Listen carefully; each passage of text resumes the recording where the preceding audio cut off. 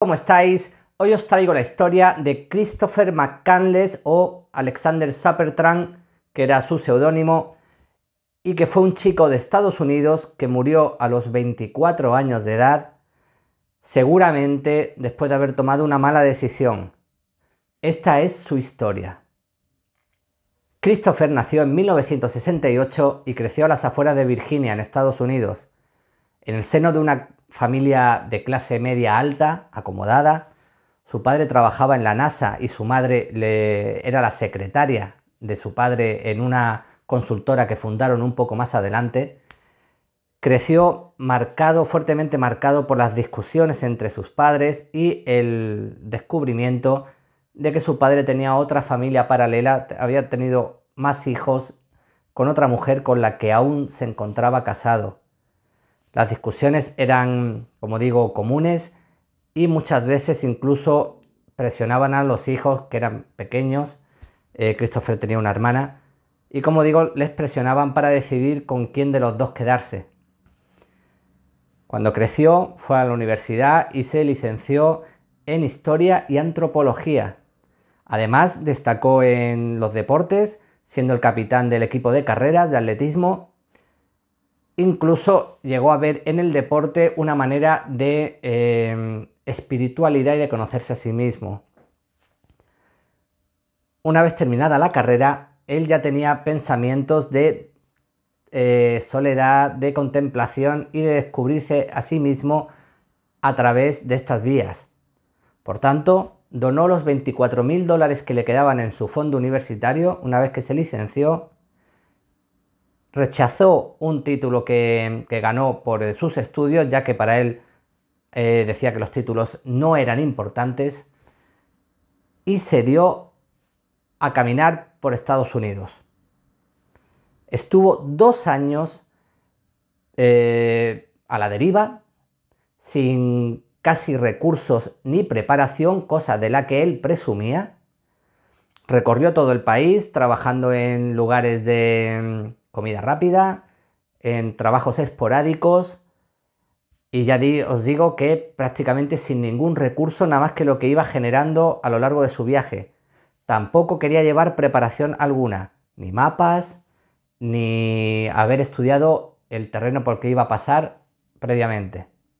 Incluso llegó a pasar a México en canoa de manera furtiva por el río. Christopher tenía un sueño, una aventura nada menos que en Alaska, un país duro en cuanto a las inclemencias del tiempo, y en el que él pensaba que podría llegar a un estado espiritual más elevado sobreviviendo en la naturaleza.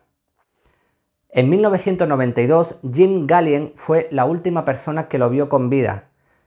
Lo encontró haciendo autostop y dirigiéndose hacia la senda de la estampida, un camino inhóspito que lleva a un terreno muy poco explorado. Jim Gallien, esta persona que le recogió en coche, intentó persuadirle para que no hiciera ese camino, para que primero fuera a un pueblo cercano, descansara y se habituallara bien para cometer esa aventura. Christopher se negó y solamente aceptó unas botas gastadas de caucho, 2 latas de atún y una bolsa de maíz. Después de recorrer varios kilómetros a pie esta senda de la estampida, Christopher encontró un autobús abandonado en mitad del campo. Este autobús se convertiría en su último hogar. Una vez que se estableció allí, con las pocas cosas que tenía, un rifle Remington, un saco de dormir, ciertos aparejos de campamento y un par de libros sobre las plantas locales. Allí decidió que iba a vivir de lo que pudiera cazar y recolectar, mientras seguía en su viaje espiritual, su viaje interior para conocerse. Como digo, Christopher se enaltecía de no tener ninguna preparación. Por tanto, no sabía cazar, no sabía recolectar y un poco lo iba aprendiendo todo con la experiencia del camino, que está muy bien, pero que por desgracia también tiene sus consecuencias. Aún así, consiguió cazar ciertos animales pequeños, algunos pájaros, algún conejo, incluso consiguió cazar un antílope, pero la carne sobrante no la pudo conservar, aunque intentó ahumarla, como le habían explicado unos cazadores en su camino, pero la perdió. Todo esto lo sabemos porque Christopher llevaba un diario de viaje, donde escribía todas sus experiencias. Como digo, vivía de lo que podía cazar y de ciertas plantas que recolectaba, ciertos frutos. Obviamente una alimentación del todo falta de muchísimos nutrientes que necesita un ser humano para estar en su plenitud. Como digo, Christopher llevaba un diario de vida en el cual hay recogidos 113 días. Hablamos de una vez que llegó a Alaska. En él se recogen, bueno, experiencias de superación. Al principio pues parece que más o menos se mantenía, lo cual era ya un logro, estamos hablando de Alaska. Pero llega un momento en que él se da cuenta de que no puede seguir así.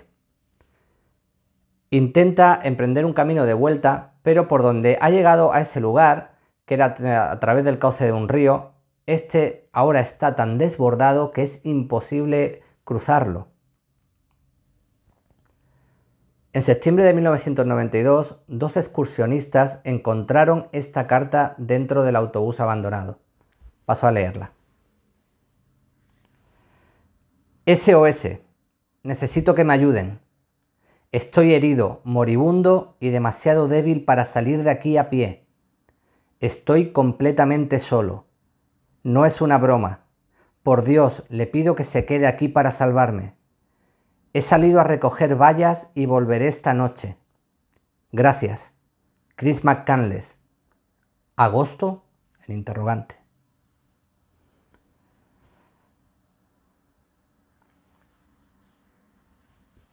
Se creen que estas fueron las últimas palabras que escribió Christopher con vida. 2 meses después se le encontraría en su saco de dormir, dentro del autobús abandonado, muerto. Pesaba apenas 30 kilos y una vez que se le hizo la autopsia, se llegó a la conclusión de que murió por inanición, es decir, murió de hambre. Hay quien sostiene que no solo murió de hambre, sino que también intoxicado por ciertas semillas y bayas que recogió, las cuales eran tóxicas, así como ciertas patatas que él recogía también por el terreno y que parece ser que con el tiempo se vuelven tóxicas también. Sea de una manera o sea de otra, esto entronca totalmente con su empeño de lanzarse a la aventura sin ningún tipo de preparación. No llevaba mapas, no llevaba brújulas, no recibió ningún tipo de formación para vivir en la naturaleza. Él pensaba y además se vanagloriaba de ello, que había que ir aprendiendo con la experiencia del día a día. Parece ser que en sus últimos momentos, y según esta carta, debió de darse cuenta de su error. O al menos vio que tenía que rendirse o morir. Lo más triste de todo esto es que murió a apenas 400 metros de un vagón colgante de avituallamiento para cazadores o excursionistas perdidos. No solo eso, en la zona había numerosas cabañas con provisiones para este mismo tipo de personas. Pero él, al no haberse preparado nada, al no haber estudiado el terreno, al no llevar mapas ni brújula, simplemente no lo sabía.